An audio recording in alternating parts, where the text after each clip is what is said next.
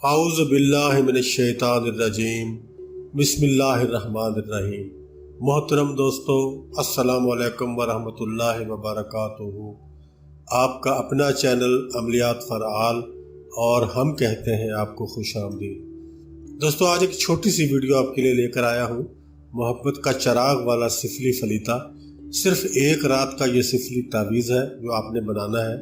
बनाना क्या है, मैं आपको बना हुआ दूंगा, तैयार दूंगा। आपने सिर्फ उसका प्रिंट आउट लेना है और आपने उसको इस्तेमाल करना है। चिराग में रखकर आपने इसको जलाना है और मोहब्बत आपके पास हाजिर हो जाएगी। महबूब आपका फ़ौरन हाजिर हो जाएगा। जैसे ही आप चिराग में जलाएंगे, एक रात जब ये चिराग जल जाएगा तो आपकी मोहब्बत आपके सामने होगी। तो दोस्तों, चलते हैं आज की वीडियो की जानिब। उससे पहले आपसे गुजारिश है कि आप मेरे चैनल को सब्सक्राइब करें और वीडियोस को लाइक करें और वीडियोस को यूट्यूब चैनल पर ही मुकम्मल देखा करें। दोस्तों, ये तावीज़ आपके सामने मौजूद है, नक्श आपके सामने मौजूद है। इसको आपने जलाना है। इसका जो आप लेफ़्ट वाला कॉर्नर देख रहे हैं, अपर लेफ़्ट वाला, इस जगह पे जहाँ ये मैंने आपको तीर का निशान बना के दिखाया है, इस कोने से आपने चिराग को जलाना है। राइट साइड से आप इसको लपेटना शुरू करेंगे और ये साइड कोना बन जाएगा, नोक बन जाएगी। नीचे वाला भी, ऊपर वाला भी। नीचे वाला राइट होगा, ऊपर वाला लेफ़्ट होगा। उसको आपने बत्ती बनाना है, रुई में लपेटना है। रुई में लपेट के उसको चिराग में डालना है।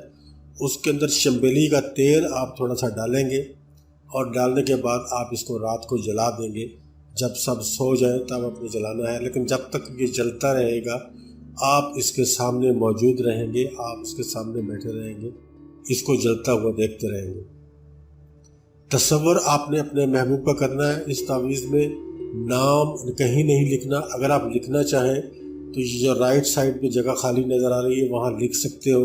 सिर्फ महबूब का नाम और उसकी वालदा का नाम, जैसे फ़लाँ बिन फ़लाँ लिखा जाता है, इस तरह लिखकर आप इस तावीज़ को इस्तेमाल कर सकते हो। वरना अगर नाम ना लिखो, तसव्वुर अगर मजबूत है तो फिर नाम लिखने की आपको ज़रूरत नहीं है। अगर तसव्वुर में कमी महसूस करते हैं तो नाम लिख सकते हैं।